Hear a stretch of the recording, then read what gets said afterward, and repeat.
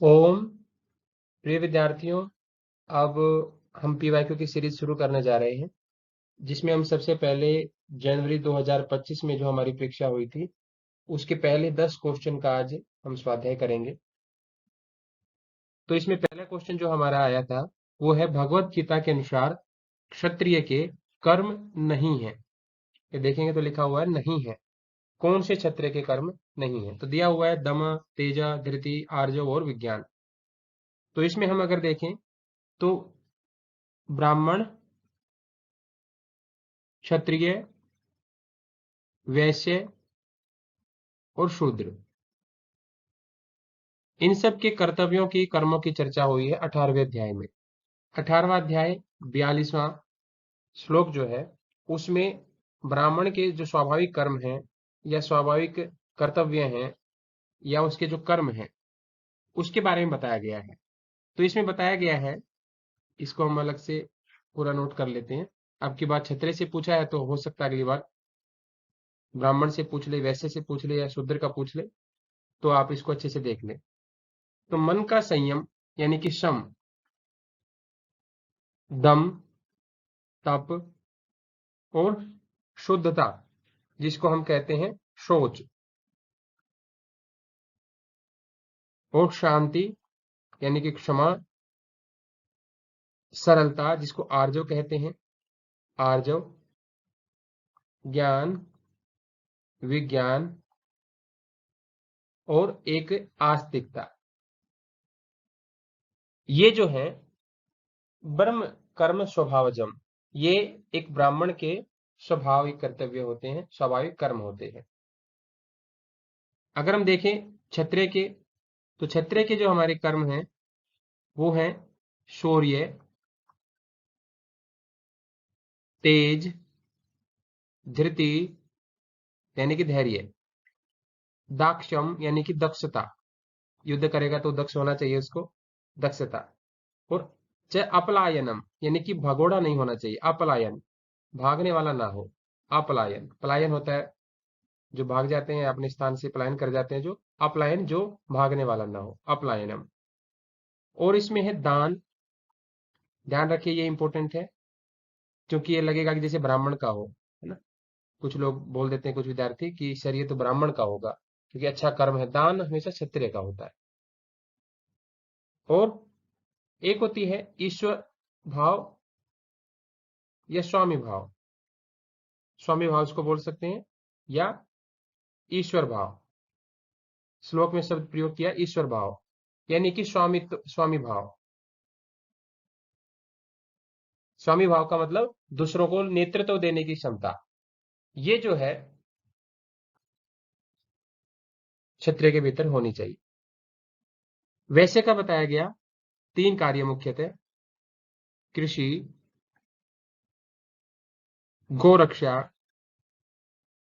कृषि, गोरक्षा और वाणिज्यम यानी कि वाणिज्य, व्यापार करना, ये 3 कार्य वैश्य के स्वभाव बताया गया।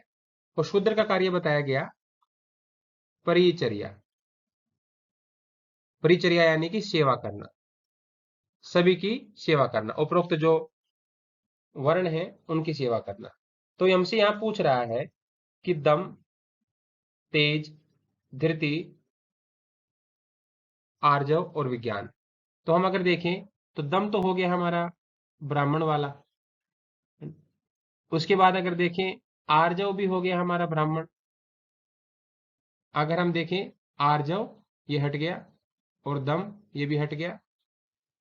और हम अगर देखें विज्ञानम, तो ये विज्ञानम भी हमारा ब्राह्मण के कर्म में आता है।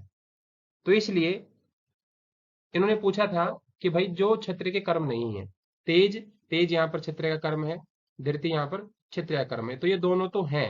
इन्होंने पूछा था जो नहीं है, तो जो नहीं है वाले हो गए हमारे एक ए, डी और ई, ए, डी और ई, हमारा ये 3rd नंबर ऑप्शन इसमें करेक्ट हो जाएगा।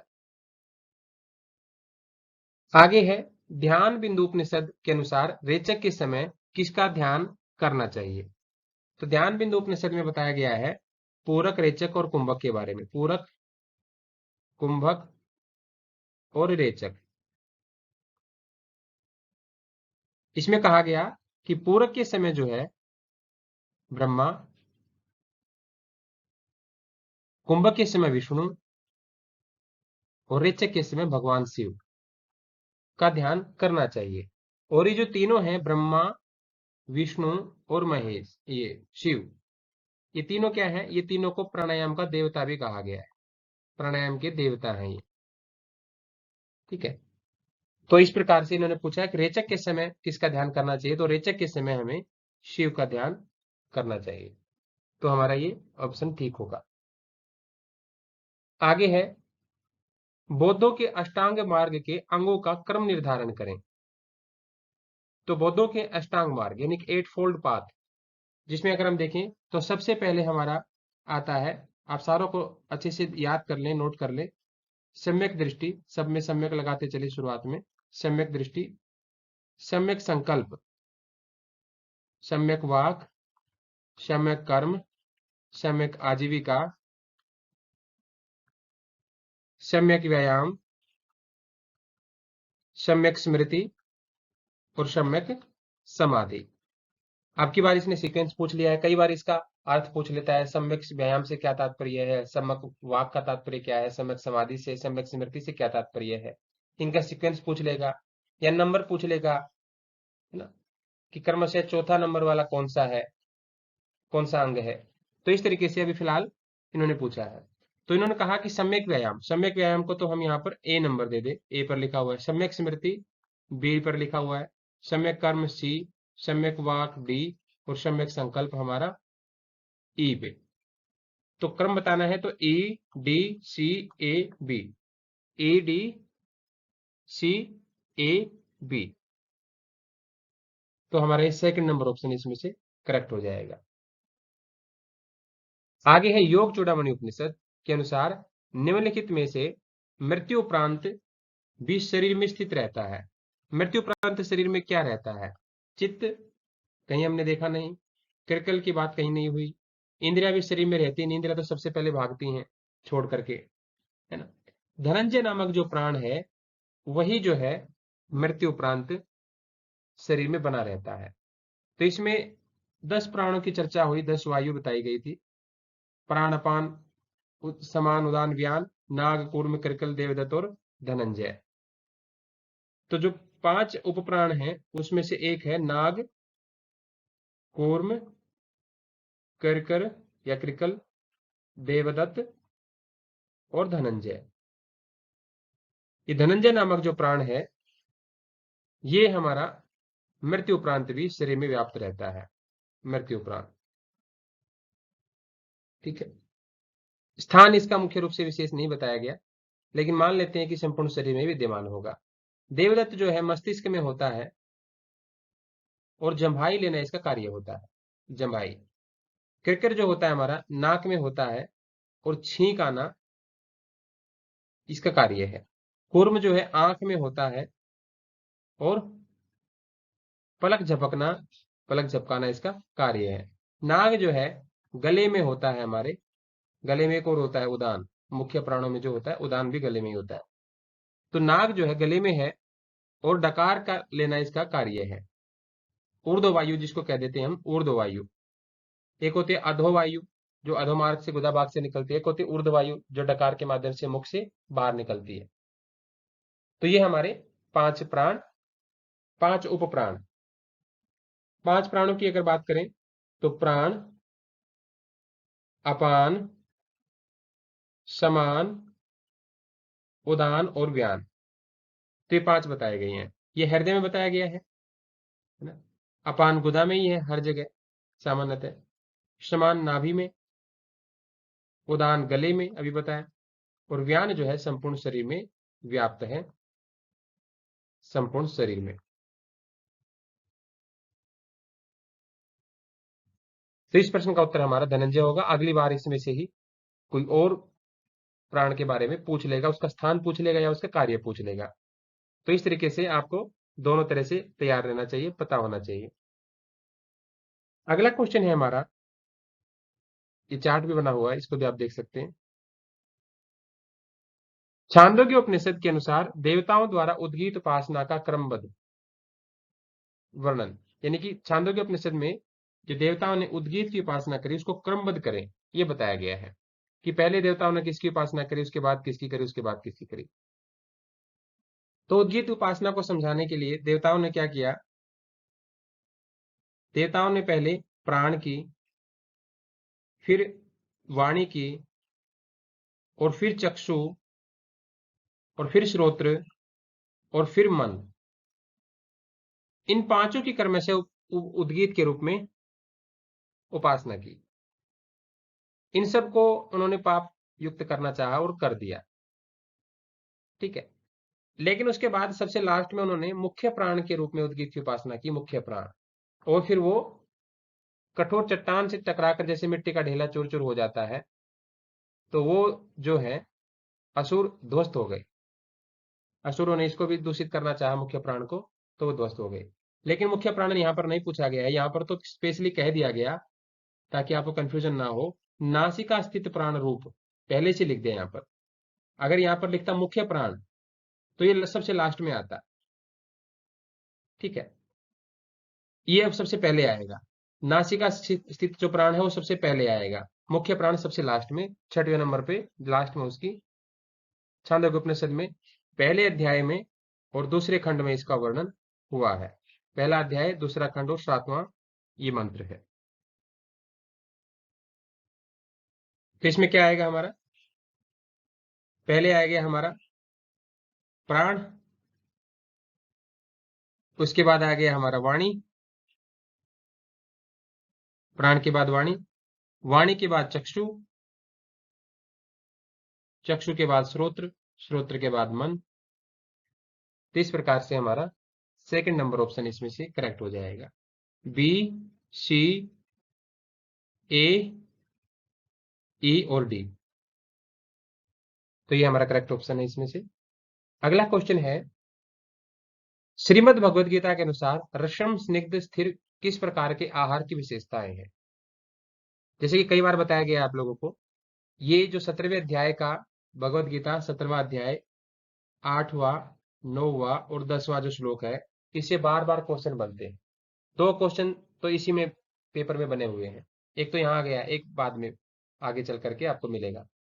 तो ये बहुत इंपॉर्टेंट है, 17वें अध्याय का 8वां 9वां और 10वां, इनकी सीक्वेंस भी पूछ सकता है वो ना, और उसका आधा टुकड़ा दे देगा आपको और बता देगा कि कौन से जो आहार के लक्षण हैं, ऐसे पूछ लेगा। जैसे इन्होंने दे दिया यहाँ पर रस्यम, स्निग्ध और स्थिर। तो देख लेते हैं 17 में 17 में जो है वो सात्विक आहार की चर्चा हुई है। सात्विक आहार, सात्विक आहार के बारे में बताया गया कि जो आयु को बढ़ाए, आयु सत्व, सात्विकता को बढ़ाए, बल आरोग्य, बल और आरोग्यता बढ़ाए,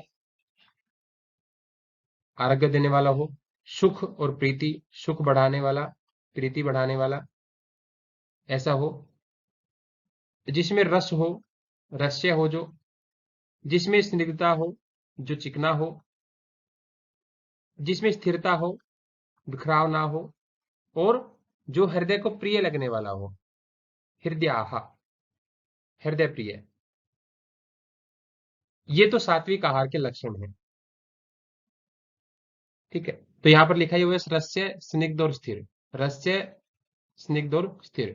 तो इसका उत्तर तो हमारा ये हो जाएगा सात्विक आहार।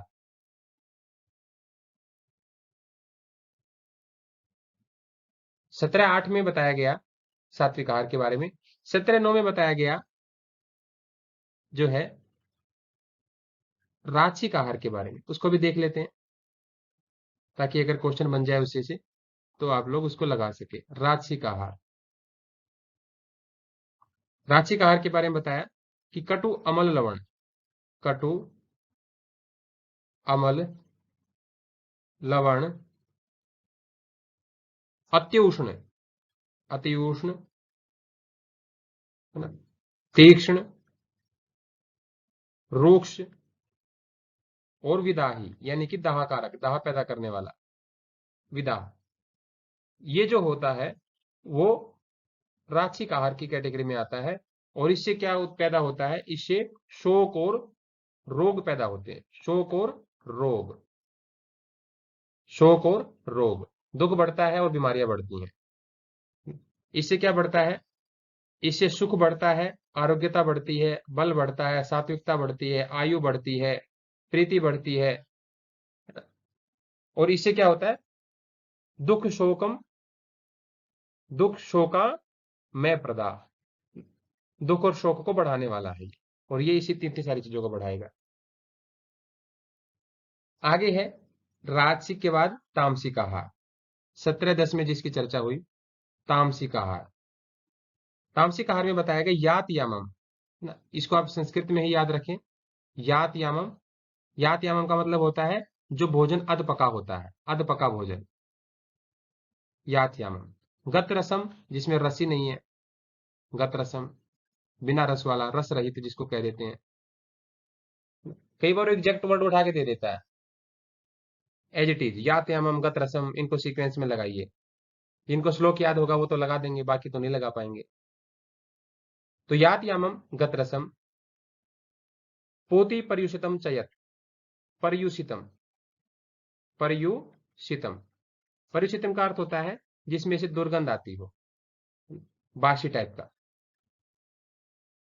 और उच्छिष्टम अपी, उच्छिष्ट, जो कि बहुत ही बासी है, उच्छिष्ट है, बिखरा बिखरा सा है, दूषित है, दिखने में भद्दा है, मल को कह देते हैं, पवित्र।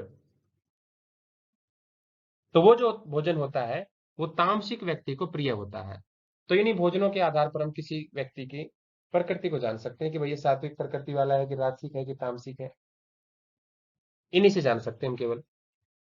तो छठवीं क्वेश्चन का आंसर तो सात्विक आहार होगा, लेकिन एज इट इज आपको उठा करके दे दे वो ऐसा तो नहीं है, इसके मिलते जुलते इर्द गिर्द से क्वेश्चन देगा। तो ये छठे क्वेश्चन का हमने देखा। सातवां क्वेश्चन है वे व्यक्तित्व के प्रकार जो फ्राइडमैन और रोजमैन ने अपने प्रयोगों के बाद वर्णित किए।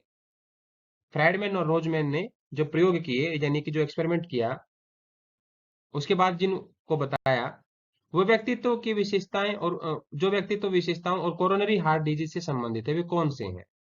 यानी कि पर्सनैलिटी के टाइप्स पूछ रहा है जो रोजमैन और फ्राइडमैन ने जो बताए हैं और जो कोरोनरी हार्ट डिजीज से संबंधित हैं। तो यहाँ पर ऑप्शन दिए गए हैं कि भाई introvert, extrovert, pyknic, sthenic, athletic, dysplastic, type A, type B, endomorphy, mesomorphy और एक्टोमॉर्फी। तो रोजमैन और फ्राइडमैन, फ्राइडमैन एंड रोजनमैन 1950 में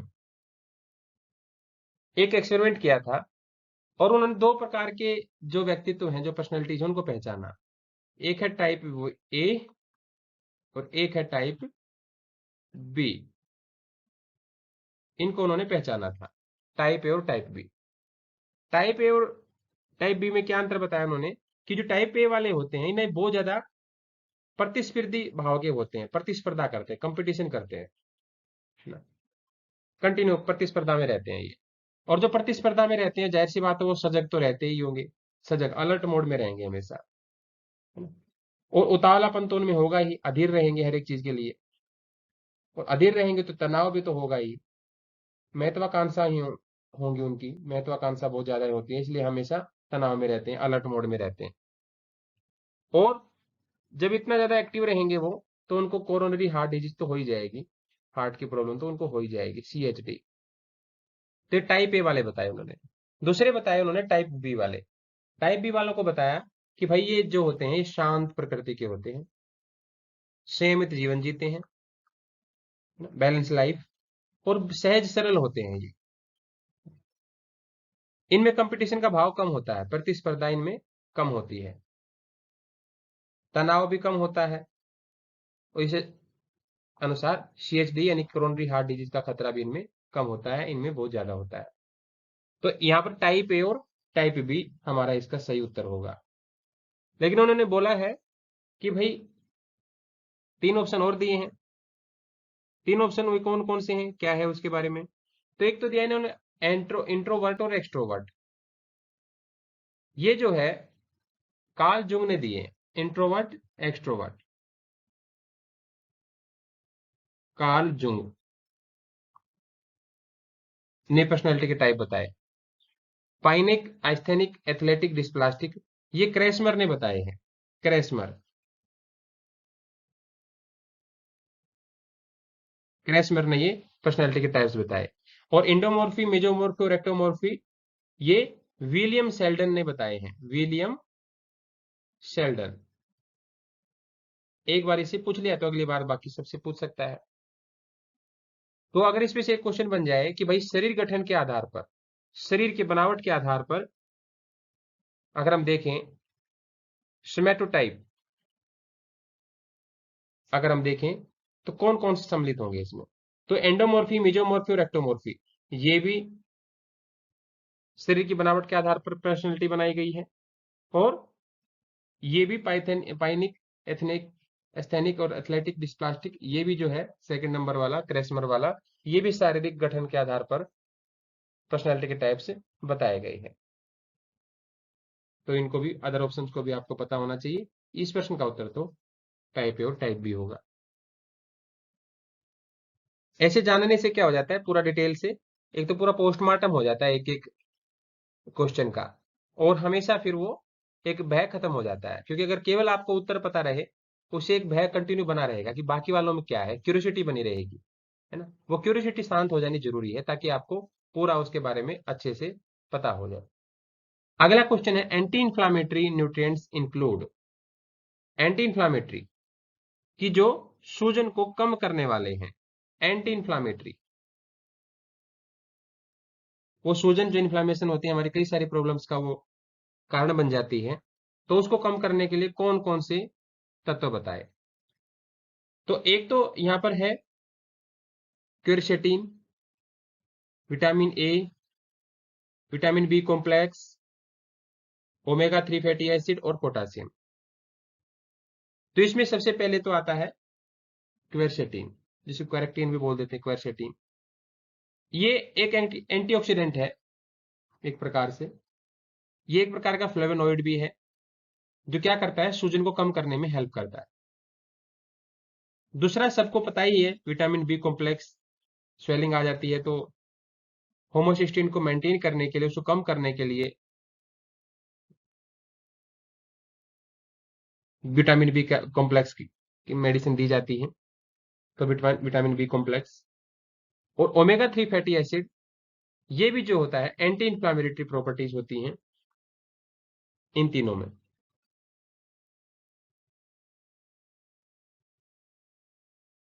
ठीक है, तो ए, सी और डी इसका सही उत्तर होगा, ए, सी और डी।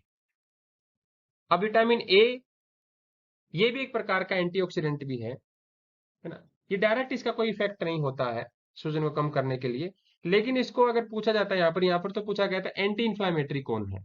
अगर यहाँ पूछ लेता प्रो इंफ्लामेटरी, है ना, प्रो इंफ्लेमेटरी, तो उसमें विटामिन ए को हम काउंट कर सकते थे, कंसिडर कर सकते थे। फिर इन्होंने लिखा है पोटासियम। पोटेशियम क्या होता है, ये बीपी को कंट्रोल करने के लिए बहुत हेल्पफुल होता है, और इलेक्ट्रोलाइट को बैलेंस करने के लिए भी हेल्पफुल होता है, इलेक्ट्रोलाइट। लेकिन सूजन कम करने के लिए इसका कोई मेजर रोल नहीं होता है, इसका भी नहीं होता, इसका भी नहीं होता।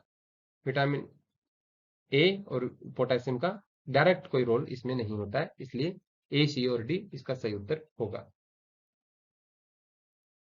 अगला है बृहदारण्यक उपनिषद के अनुसार 16वीं कला कौन सी है। तो पूछा गया है मन, धन, धन तो होगा नहीं, मन भी नहीं होगा, आत्मा और प्राण।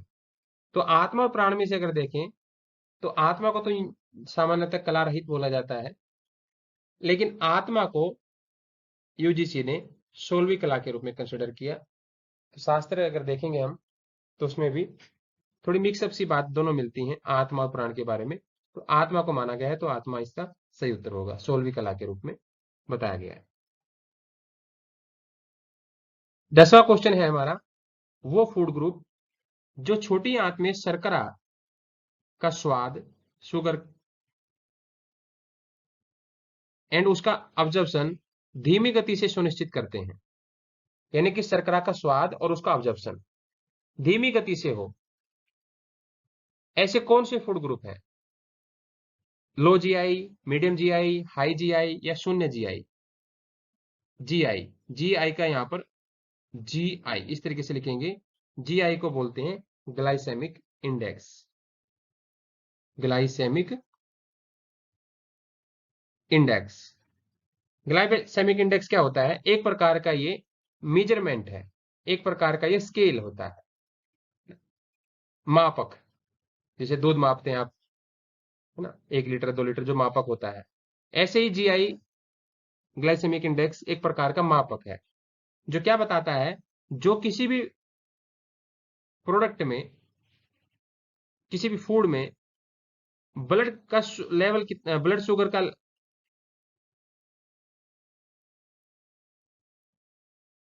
ब्लड में शुगर का लेवल कौन सा फूड कितनी जल्दी बढ़ाता है, उसको मेजरमेंट करने के लिए, उसको मापने के लिए ये ग्लाइसेमिक इंडेक्स बनाया गया है। तो इसमें जो ग्लाइसेमिक इंडेक्स का जो स्केल है, जीआई स्केल जिसको बोलते हैं, जीआई स्केल, इसकी रेंज है 0 to 100। 0 to 100। तो 0 to 100, तो सबसे पहले अगर हम बात करें जीरो जीआई, जीरो जीआई जैसे ही नाम से ही लिख रहा है, जीरो जीआई यानी कि जीरो, जिसमें कार्बोहाइड्रेट है ही नहीं ना, जिसमें कार्बोहाइड्रेट ही नहीं है, उसको जीरो जीआई कहेंगे। दूसरा है, फिर उसके बाद लो जीआई। लो जीआई में क्या होगा कि भाई इसका जो स्कोर होता है 55 से कम होता है। जीरो, तो जीरो का हो गया, जीरो से लेकर यानी कि 1 to 55 का जो स्कोर होता है वो लो जीआई का होता है। ये इसमें क्या होगी, जो शुगर होती है वो धीरे धीरे ऑब्जर्व होती है, धीरे धीरे उसका पाचन होता है, और ब्लड शुगर का जो लेवल है वो कंट्रोल रहता है लो जीआई से। इसमें तो है ही नहीं, जीरो जीआई में तो है ही नहीं। तीसरा है मीडियम जीआई। मीडियम जीआई, इसमें रेंज बताई गई 56 to 69। इसमें जो होता है ब्लड का, शुगर का जो ऑब्जर्प्शन होता है, शुगर का ऑब्जर्प्शन वो मीडियम स्पीड से होता है, धीमा नहीं होता। इस धीमा तो इसमें होता है, इसमें मीडियम स्पीड से होता है। और हाई जीआई, जिसमें हाई ग्लाइसेमिक इंडेक्स है, कितने होंगे वो 70+, जितने भी हैं फूड 70+ जीआई से ऊपर जो फूड हैं, 70 से ऊपर, वो सारे के सारे हाई जीआई की कैटेगरी में आएंगे। और ये बहुत ही तेजी से पचने वाले हैं, बहुत तेजी से पचेंगे, बहुत तेजी से ऑब्जर्व होंगे, और बहुत तेजी से ब्लड का शुगर का लेवल बढ़ाने वाले होंगे। तो यहाँ पर पूछा था कि भाई धीरे से अवशोषण हो, धीमी गति, तो लो जीआई में ही होगी वो तो, धीमी गति। मध्यम गति मीडियम में, और तीव्र गति हाई में, और जीरो तो फिर कार्बोहाइड्रेट उसमें है ही नहीं। तो ये हमारा इसका पहला नंबर ऑप्शन सही होगा। तो ये 10 क्वेश्चन हमने कंप्लीट कर लिए। तो अब एक सोचना है आप विद्यार्थियों के लिए, कि जो विद्यार्थी हमारे साथ जुड़ करके दिसंबर 2025 के जो परीक्षा होने वाली है उसकी जो तैयारी करना चाहते हैं, तो वो 1 जून से स्टार्ट हो रहे बैच में शामिल हो सकते हैं। 1 जून 2025 से नया बैच शुरू होने जा रहा है, जिसमें पेपर 1 और पेपर 2 दोनों की कक्षाएं शुरू होंगी साथ साथ। तो उसमें आप शामिल हो सकते हैं। कोई अगर एक्स्ट्रा इन्फॉर्मेशन आपको चाहिए तो ये नंबर दिया गया है 8449665384, इस पे आप मैसेज कर सकते हैं।